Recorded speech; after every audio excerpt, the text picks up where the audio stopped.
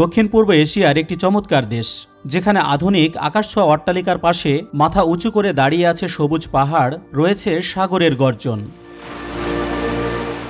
যেখানে নানান জাতির সংস্কৃতি মিলেমিশে তৈরি করেছে এক অসাধারণ রংধনু। মরুচরের এই পর্বে মালয়েশিয়া নিয়ে আলোচনা করা হবে, যেখানে আমরা জানব মালয়েশিয়া কেমন দেশ, একসময়ের গরিব দেশ কিভাবে বেশ ধনী হলো, কেন এত বেশি বাংলাদেশি কাজের জন্য মালয়েশিয়া যায়, বাংলাদেশিরা মালয়েশিয়ায় কি কি কাজ করেন এবং বেতন কত পান, দেশটির মানুষের আচার আচরণ কেমন, দেশটির কি কি আছে, মালয়েশিয়াতে এমন কি কি আছে যা আপনার খারাপ লাগতে পারে, ইত্যাদি। মালয়েশিয়া দক্ষিণ পূর্ব এশিয়ার একটি গুরুত্বপূর্ণ দেশ। দেশটি মূলত দুটি ভাগে বিভক্ত: পেনিনসুলার মালয়েশিয়া বা পশ্চিম মালয়েশিয়া এবং বর্ণীয় মালয়েশিয়া বা পূর্ব মালয়েশিয়া। পশ্চিম মালয়েশিয়া এই অঞ্চলটি মালয় উপদ্বীপের দক্ষিণ প্রান্ত তথা প্রায় অর্ধাংশ নিয়ে গঠিত। এই অংশটির ক্ষেত্রফল 1,32,356 বর্গ কিলোমিটার, যা পুরো দেশের মোট ক্ষেত্রফলের প্রায় 40%।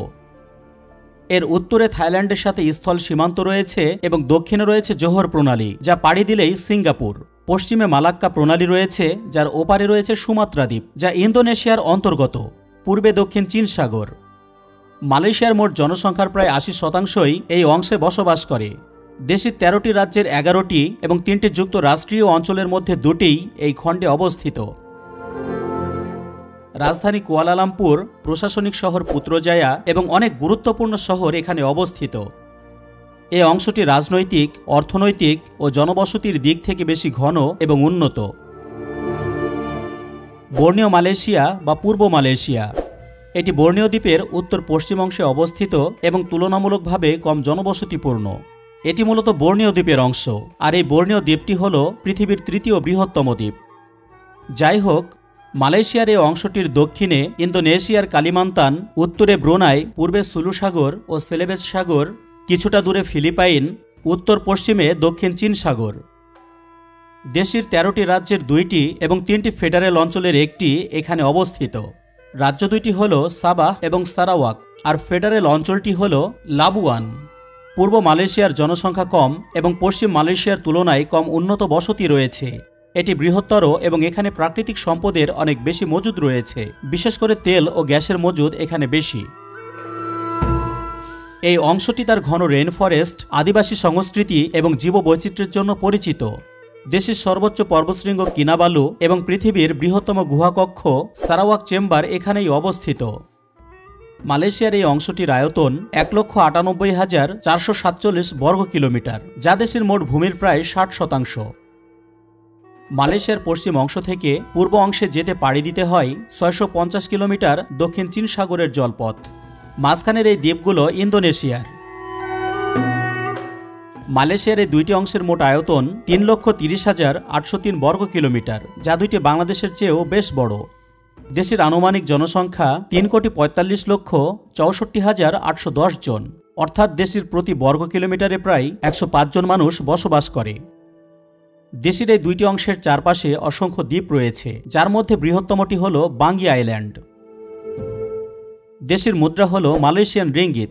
এক মালয়েশিয়ান রিঙ্গিত সমান 28.56 বাংলাদেশি টাকা। মালয়েশিয়ার শ্রম বাজার বাংলাদেশিদের জন্য অত্যন্ত গুরুত্বপূর্ণ। দেশটির মানব সম্পদ মন্ত্রী স্টিভেন সিমের 31 ডিসেম্বর 2024 সাল পর্যন্ত দেওয়া পরিসংখ্যান অনুযায়ী মালয়েশিয়াতে মোট কর্মী রয়েছে প্রায় 1,69,17,300 জন। এর ভেতরে 14% অর্থাৎ 23,68,422 জন কর্মীই অন্য দেশের, যারা মালয়েশিয়ার না। আর এই 23,68,422 জনের ভেতরে 8,98,970 জনই বাংলাদেশের। অর্থাৎ পরিষ্কার করে বলতে গেলে মালয়েশিয়াতে বিদেশি কর্মীর প্রায় 38%ই বাংলাদেশি। এই তালিকায় শীর্ষে রয়েছে বাংলাদেশ, দ্বিতীয় স্থানে রয়েছে ইন্দোনেশিয়া, যাদের সংখ্যা 5,82,108 জন। মালয়েশিয়াতে বাংলাদেশিরা মূলত যে কাজগুলি করে থাকেন: কনস্ট্রাকশন, ম্যানুফ্যাকচারিং, কৃষি, হোটেল ও restaurant, cleaning service, security guard, গৃহকর্ম ইত্যাদি। এসব খাতে শ্রমিকের চাহিদা বেশি থাকায় বাংলাদেশিরা ব্যাপক সংখ্যায় নিয়োগ পেয়ে থাকেন। নির্মাণ ও ফ্যাক্টরি শ্রমিকরা সাধারণত দৈনিক 8 ঘন্টা কাজ করেন, তবে অনেকেই অতিরিক্ত ওভারটাইম করে থাকেন যাতে করে বেতন কিছুটা বেশি পাওয়া যায়। 2025 সালের জুলাই পর্যন্ত মালয়েশিয়ার সরকার কর্তৃক নির্ধারিত সর্বনিম্ন মাসিক মজুরি হল 1700 মালয়েশিয়ান রিঙ্গিত। এটি মূলত দুইটি ধাপে বাস্তবায়িত হচ্ছে। প্রথমটি হল 2025 সালের ফেব্রুয়ারি মাসের 1 তারিখ থেকে বড় প্রতিষ্ঠান অর্থাৎ যে সকল প্রতিষ্ঠানে কর্মী সংখ্যা 5 জনের বেশি সেখানে পেশাজীবীদের জন্য সর্বনিম্ন বেতন 1700 রিঙ্গিত, যা বাংলাদেশি টাকাতে 48,552 টাকার সমান। আর দ্বিতীয়টি হল 2025 সালের আগস্ট মাসের 1 তারিখ থেকে সকল খাতে অর্থাৎ প্রতিষ্ঠান ছোট হোক বা বড় হোক, কর্মী সংখ্যা 5 জনের বেশি হোক বা কম হোক, বাধ্যতামূলক সর্বনিম্ন মজুরি 1700 রিঙ্গিত। অর্থাৎ 1 আগস্ট 2025 সাল থেকে মালয়েশিয়াতে আপনি যে কাজই করেন না কেন প্রতি মাসে কমপক্ষে 1700 রিঙ্গিত বা 48,552 টাকা অবশ্যই পাবেন। আর যদি দক্ষ হন এবং ওভারটাইমেও কাজ করেন তবে বেতন বা মজুরি এর চেয়ে বেশি হবে। বাংলাদেশিরা কাজের জন্য কেন বেশি বেশি মালয়েশিয়া যান? এর কারণ হল উচ্চ বেতনের সুযোগ, কম খরচে বিদেশে যাওয়ার সুযোগ, কাজের সুযোগের সহজলভ্যতা, তুলনামূলক সাশ্রয়ী জীবনযাত্রা, হালাল খাবার ও মুসলিম বান্ধব পরিবেশ, ভৌগোলিক নৈকট্য ও সংস্কৃতিতে কিছুটা মিল, আগে যারা গিয়েছে তারা অন্যদের ডাকছে অর্থাৎ ইতিবাচক নেটওয়ার্ক ইত্যাদি। মালয়েশিয়া যদিও একটি সমুদ্র বেষ্টিত ও নিম্নভূমির দেশ হিসেবে পরিচিত, তবুও এখানে বেশ কিছু গুরুত্বপূর্ণ ও মনোরম পর্বত এবং পাহাড়ি এলাকা রয়েছে যেগুলো দেশের ভূপ্রকৃতি, জলবায়ু ও পর্যটনে অত্যন্ত গুরুত্বপূর্ণ ভূমিকা রাখে। দেশের সবচেয়ে উঁচু পর্বত হল মাউন্ট কিনাবালু, যা পূর্ব মালয়েশিয়ার সাবা রাজ্যে অবস্থিত। এর উচ্চতা 13,435 ফুট এবং এটি দক্ষিণ পূর্ব এশিয়ার মধ্যে অন্যতম উচ্চতম পর্বত। Mount Kinabalu UNESCO world heritage site হিসেবে স্বীকৃত এবং এটি কিনাবালু ন্যাশনাল পার্কের অংশ। এখানকার জলবায়ু ঠান্ডা আর গাছপালা ও প্রাণীর বিপুল বৈচিত্র্য থাকায় এটি জীববৈচিত্র্যের জন্য অত্যন্ত বিখ্যাত। দেশটিতে রয়েছে সারাওয়াক চেম্বার বা সারাওয়াক গুহা। এটি মালয়েশিয়ার বর্নিও দ্বীপের সারাওয়াক রাজ্যে অবস্থিত। এটি বিশ্বের অন্যতম বৃহত্তম প্রাকৃতিক গুহা কক্ষ। গুহাটি ইউনেস্কো স্বীকৃত একটি বিশ্ব ঐতিহ্যবাহী স্থান। এর আয়তন এতটাই বিশাল যে এর ভেতরে একটি বোয়িং 747 বিমান অনায়াসে উঠতে পারবে। গুহাকক্ষটির ভেতর অত্যন্ত অন্ধকার, স্যাঁতসেঁতে ও দুর্গম, তাই এটি সাধারণ পর্যটকের জন্য উন্মুক্ত নয়। তবে অভিজ্ঞ গাইড ও অনুমতি নিয়ে দক্ষ গুহা অন্বেষকদের জন্য অভিযান চালানো হয়। অর্থনীতির দিক থেকে মালয়েশিয়া একটি শক্তিশালী দেশ। IMF এর 2025 সালের পার্চেসিং পাওয়ার প্যারিটি অনুযায়ী দেশটির জিডিপি 1.47 ট্রিলিয়ন মার্কিন ডলার এবং মাথাপিছু জিডিপি 43,473 মার্কিন ডলার। নোমিনাল ক্যাটাগরিতে জিডিপি 444.98 বিলিয়ন মার্কিন ডলার এবং মাথাপিছু জিডিপি 13,140 মার্কিন ডলার। যাই হোক, দেশটি খুব বেশি ধনী না হলেও বেশ অনেকটাই ধনী। ইলেকট্রনিক্স, রাবার, পাম অয়েল, পর্যটন ও সেবা খাত দেশের অর্থনীতির মূল ভিত্তি। কুয়ালালামপুর দেশটির সরকারি রাজধানী ও বৃহত্তম শহর। এটি দেশের পশ্চিম দিকের খণ্ডে অবস্থিত। শহরটি মালয়েশিয়ার অর্থনৈতিক, সাংস্কৃতিক ও সামাজিক কেন্দ্রবিন্দু। কুয়ালালামপুর শব্দের আক্ষরিক অর্থ হল কাদাটে নদীর মোহনা। অর্থনীতির দিক থেকে কুয়ালালামপুর মালয়েশিয়ার শিল্প, বাণিজ্য, ব্যাংকিং, তথ্য প্রযুক্তি ও পর্যটন খাতের কেন্দ্র। শহরটিতে আছে আন্তর্জাতিক মানের শপিং মল, হাসপাতাল, বিশ্ববিদ্যালয় ও কনভেনশন সেন্টার সহ আরও অনেক কিছু। এখানকার মেট্রো রেল ও পরিবহন ব্যবস্থা দক্ষিণ পূর্ব এশিয়ার মধ্যে অত্যন্ত উন্নত। তবে প্রশাসনিক রাজধানী হিসেবে মালয়েশিয়া এখনও পুত্রজায়াকে ব্যবহার করছে, যেখানে সরকারি মন্ত্রণালয় ও প্রশাসনিক ভবন স্থানান্তরিত হয়েছে। দেশের নাগরিকেরা মূলত 3 ধরনের জাতিগোষ্ঠীর মানুষ। 70.5% মূল বাসিন্দা, 22.9% চীনা এবং 6.6% ভারতীয়। এই 3 ধরনের নাগরিকদের ভেতরে এখন সবচেয়ে ভালো অবস্থানে আছে চীনা মালয়েশিয়ানরা। মালয়েশিয়ার বেশিরভাগ বড় বড় ব্যবসা প্রতিষ্ঠান এখন তাদের মালিকানাধীন।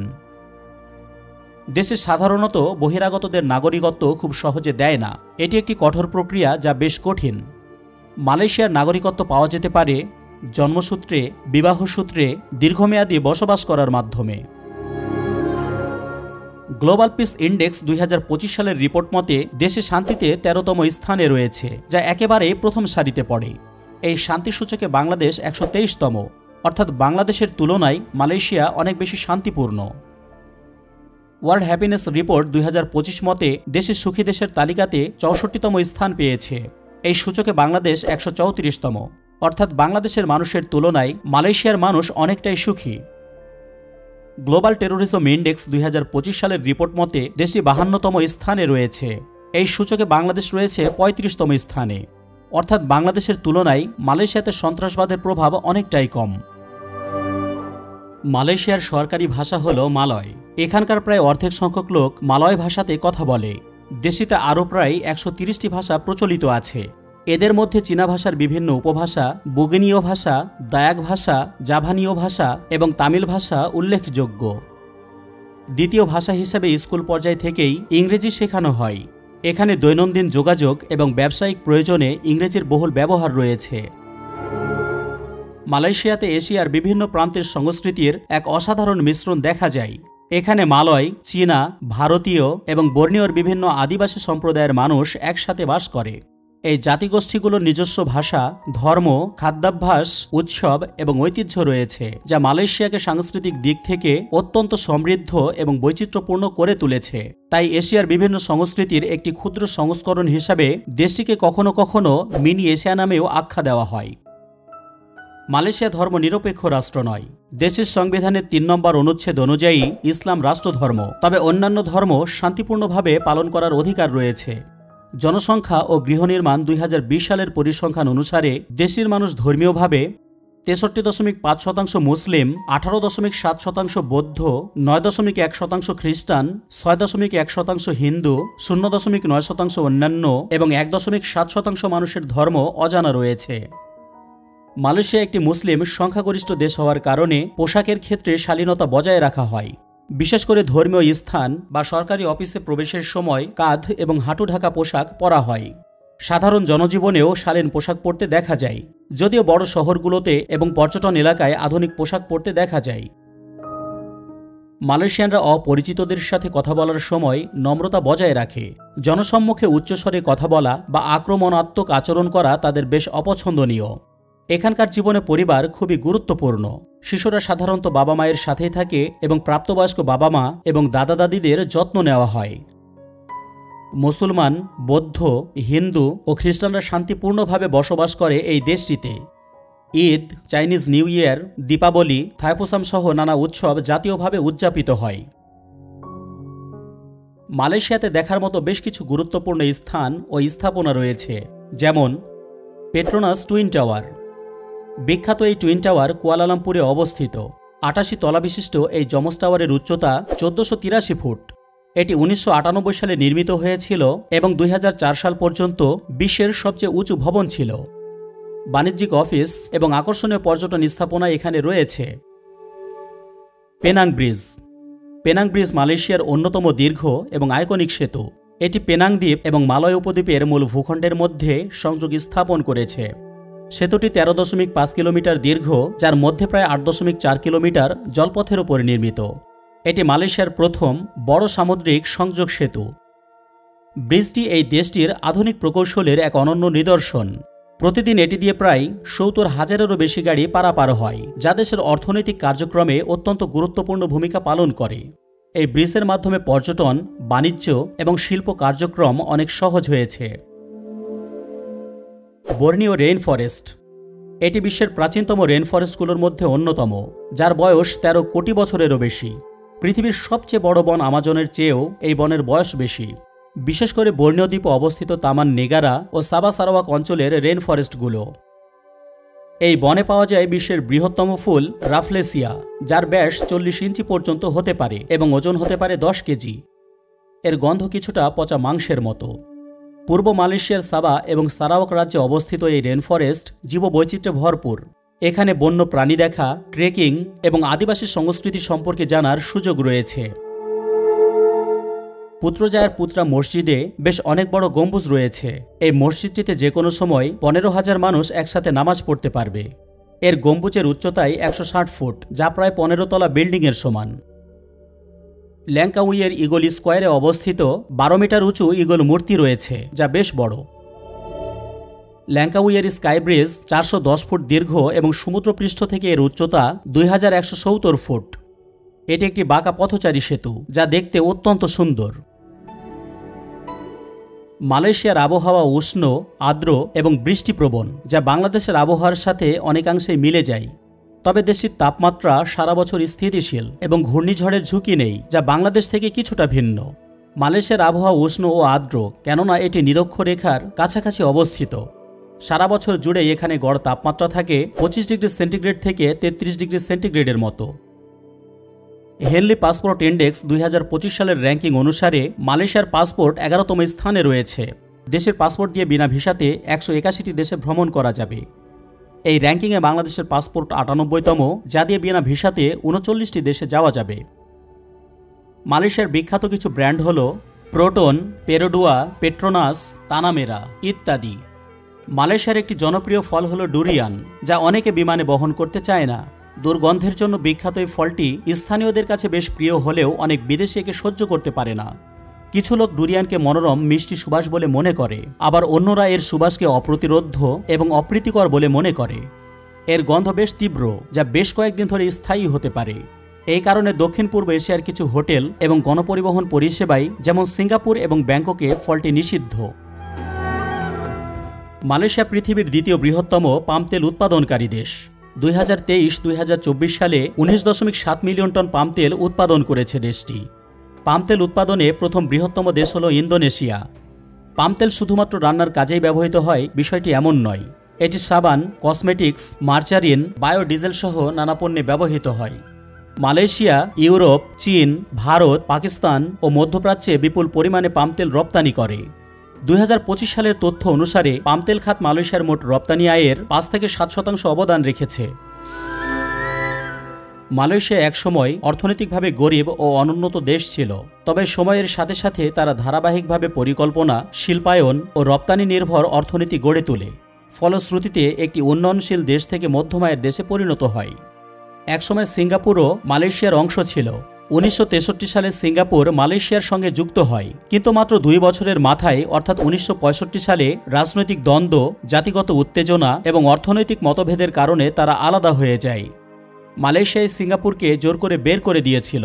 ইতিহাসের বিচারে এটি ছিল একটি ব্যতিক্রমী ঘটনা, যেখানে একটি স্বাধীন দেশ আরেকটি স্বাধীন দেশকে রাষ্ট্রীয়ভাবে বহিষ্কার করেছিল। সিঙ্গাপুর স্বেচ্ছায় আলাদা হয়নি, বরং মালয়েশিয়ার তৎকালীন কেন্দ্রীয় সরকারই সিঙ্গাপুরকে ফেডারেশন থেকে বহিষ্কারের সিদ্ধান্ত নিয়েছিল। সিঙ্গাপুর ছিল ছোট, প্রাকৃতিক সম্পদহীন একটি দ্বীপ। অনেকেই তখন ভেবেছিল এ দেশ টিকবে না, কিন্তু আজ সেই ছোট্ট দেশটি পরিণত হয়েছে এশিয়ার অর্থনৈতিক বিস্ময়ে। আধুনিকতা, শিক্ষা, শৃঙ্খলা আর নেতৃত্বের এক জীবন্ত উদাহরণে পরিণত হয়েছে দেশটি। আর মালয়েশিয়া রয়ে গেছে গতানুগতিক সেই আগের ধারায়, অথচ সিঙ্গাপুর ছুটেছে সময়ের চেয়ে দ্রুত গতিতে। যাই হোক, মালয়েশিয়ার জীবনযাত্রা বাংলাদেশের তুলনায় বেশ খানিকটা ব্যয়বহুল হলেও তা ইউরোপ বা আমেরিকার মতো অত্যাধিক নয়। কুয়ালালামপুর বা পেনান শহরের মতো আধুনিক নগরীতে বাসা ভাড়া, খাবার, যাতায়াত ও অন্যান্য দৈনন্দিন খরচ বাংলাদেশের তুলনায় স্পষ্টভাবেই বেশি। তবে খাদ্যদ্রব্য ও পরিবহন খাতে মালয়েশিয়ার কিছু সুবিধা রয়েছে। দেশটিতে জ্বালানি তেল সরকারি ভর্তুকির আওতায় থাকায় বাস ও ট্রেনের ভাড়া খুবই কম, এবং স্ট্রিট ফুড বা লোকাল খাবারও সহজলভ্য, যা তুলনামূলকভাবে বেশ সাশ্রয়ী। স্বাস্থ্যসেবা ও শিক্ষা খরচ সরকারি পর্যায়ে তুলনামূলক কম হলেও মালয়েশিয়ার প্রাইভেট ব্যবস্থায় মান উন্নত ও আধুনিক। বাংলাদেশের তুলনায় মালয়েশিয়ার জীবনযাত্রার মান উন্নত, শহরগুলো পরিষ্কার ও পরিচ্ছন্ন এবং কাজের সুযোগও অনেক বেশি, কিন্তু সেই সঙ্গে সেখানে বসবাস, চিকিৎসা ও বাসস্থান খরচ তুলনামূলকভাবে বেশি। মালয়েশিয়ার সাথে ইসরায়েলের কোনো প্রকার কূটনৈতিক সম্পর্ক নেই এবং ইসরায়েলকে কখনও স্বীকৃতি দেয়নি। ফিলিস্তিনের সাথে মালয়েশিয়ার সম্পর্ক অত্যন্ত ঘনিষ্ঠ এবং ফিলিস্তিনের স্বাধীনতা আন্দোলনকে মালয়েশিয়া নৈতিকভাবে সমর্থন দিয়ে আসছে। দখলদার ইসরায়েলি সৈন্যদের সকল প্রকার নির্যাতন, আক্রমণ এবং ফিলিস্তিনের প্রতি ইসরায়েলের দমনপীড়নমূলক নীতিকে মালয়েশিয়া স্পষ্টভাবে প্রতিবাদ জানিয়ে আসছে। চীন, ভারত, সৌদি আরব, ইউরোপ ও আমেরিকার সঙ্গে এর অর্থনৈতিক ও কূটনৈতিক সম্পর্ক অত্যন্ত ভালো। দেশে পড়াশোনার দিক থেকে বেশ উন্নত, তবে বহিরাগত ছাত্রছাত্রীদের জন্য অনেকটাই ব্যয়বহুল। উচ্চশিক্ষার ক্ষেত্রে মালয়েশিয়াতে অনেক আন্তর্জাতিক মানের বিশ্ববিদ্যালয় রয়েছে, যেমন University of Malaya, University Science Malaysia, University Putra Malaysia, National University of Malaysia, University Technology Malaysia, Multimedia University ইত্যাদি। মালয়েশিয়া বেশ কিছু গুরুত্বপূর্ণ প্রতিষ্ঠান ও সংস্থার সদস্য, যেমন United Nations, Association of South East Asian Nations, Organization of Islamic Cooperation, Commonwealth of Nations, Asia Pacific Economic Cooperation, ASEAN Regional Forum, World Trade Organization, World Health Organization, International Monetary Fund, Non Aligned Movement, World Bank, International labour organisation, Islamic Development Bank, Asian Development Bank, International Criminal Police Organization. Mahathir Mohammad আধুনিক মালয়েশিয়ার স্থপতি। তিনি 1981 সালে মালয়েশিয়ার প্রধানমন্ত্রীর দায়িত্ব গ্রহণ করেন। তার নেতৃত্বে ক্ষমতাসীন দল পরপর 5 বার সংসদ নির্বাচনে জয়ী হয়ে সরকার গঠন করে। তিনি এশিয়ার সবচেয়ে দীর্ঘ সময় ধরে গণতান্ত্রিকভাবে নির্বাচিত প্রধানমন্ত্রী ছিলেন। 2003 সালের 30 অক্টোবর তিনি স্বেচ্ছায় প্রধানমন্ত্রীর পদ ছেড়ে দেন। অবসর গ্রহণের দীর্ঘ 15 বছর পর 92 বছর বয়সে প্রধানমন্ত্রী নাজিব রাজাকের ব্যাপক দুর্নীতির সংশ্লিষ্টতার কারণে মাহাতির মোহাম্মদ আবারও রাজনীতিতে আসেন। 2018 সালের 9 মে অনুষ্ঠিত সাধারণ নির্বাচনে জয়ের পরদিন 10 মে মালয়েশিয়ার প্রধানমন্ত্রী হিসেবে শপথ নেন। মালয়েশিয়া অনেক দিক থেকে উন্নত ও অতিথিপরায়ণ হলেও দেশের বেশ কিছু সমস্যা ও সীমাবদ্ধতা রয়েছে, যেগুলি হয়তোবা আপনার কাছে ভালো নাও লাগতে পারে। যেমন ট্রাফিক জ্যাম ও গণপরিবহনের সমস্যা, জীবনযাত্রার ব্যয় কিছু এলাকায় খুবই বেশি, কিছু ক্ষেত্রে দুর্নীতি ও রাজনৈতিক পক্ষপাত, বিদেশি শ্রমিকদের ক্ষেত্রে মাঝে মাঝে বৈষম্য, ইন্টারনেট সেন্সরশিপ ও বাকস্বাধীনতা সীমিত ইত্যাদি। ভিডিওটি রুচিশীল মনে হলে ফেসবুকে শেয়ার করার অনুরোধ রইল। মরুচর চ্যানেলটি পছন্দ হলে সাবস্ক্রাইব করে আমাদের সাথেই থাকুন।